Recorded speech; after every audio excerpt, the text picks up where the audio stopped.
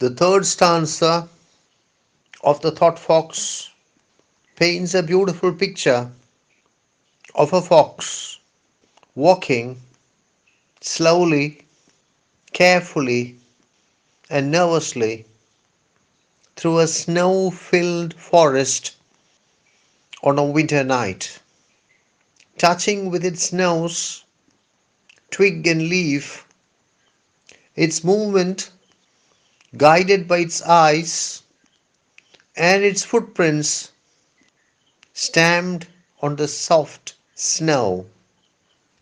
Earlier in my lecture, I tried to justify the selection of the fox by Ted Hughes to represent poetic inspiration, and I think I gave a few reasons to rationalize the choice, to justify the choice of Ted Hughes.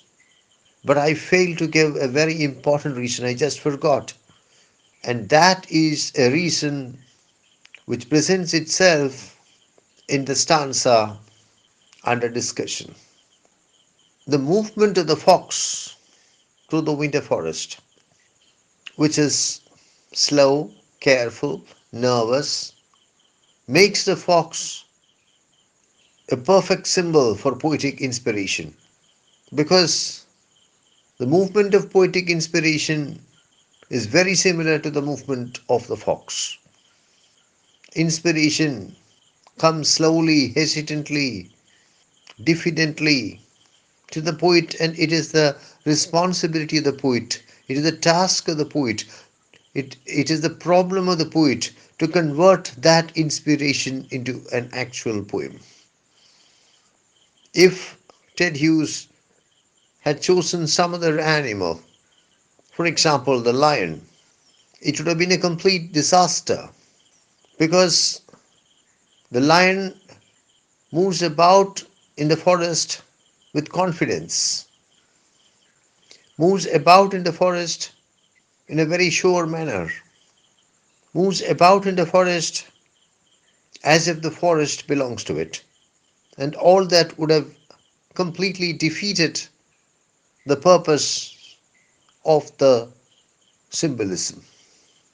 Very few students know that in real life Ted Hughes was a farmer.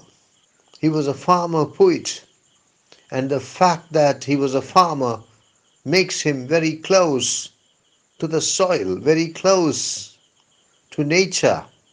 And this closeness to the soil, this closeness to nature, is reflected in many of the poems of Ted Hughes, including The Thought Fox. There is the story of Ted Hughes finding a wounded badger, taking it home, looking after it, nursing it for weeks, and then releasing it in the wild.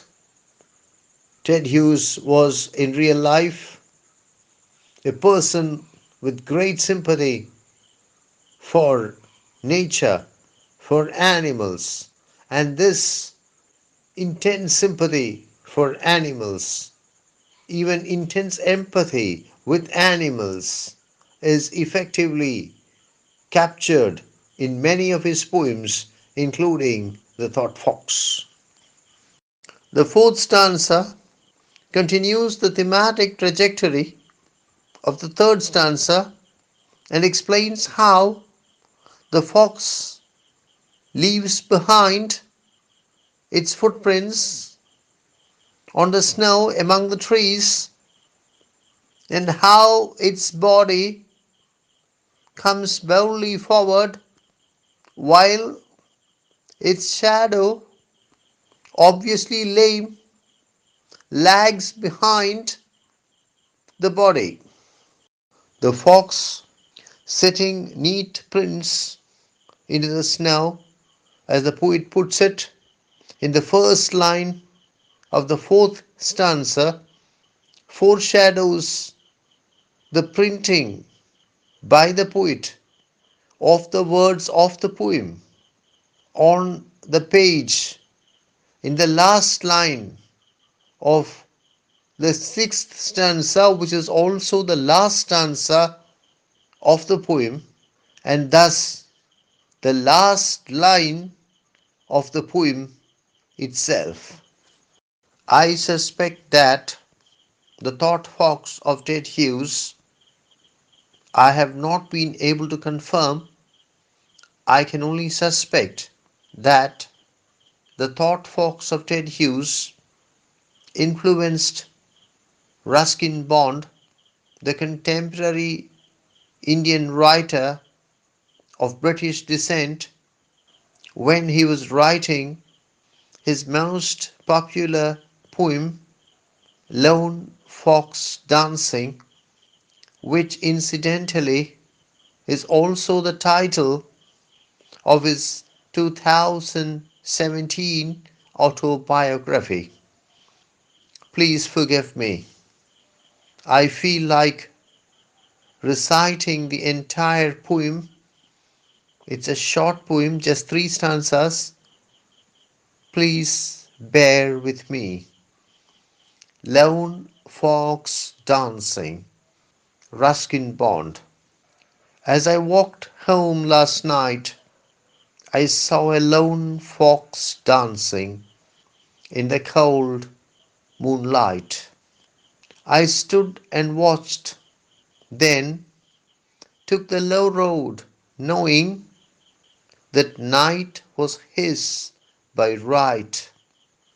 Sometimes, when words ring true, I'm like a lone fox dancing in the morning dew.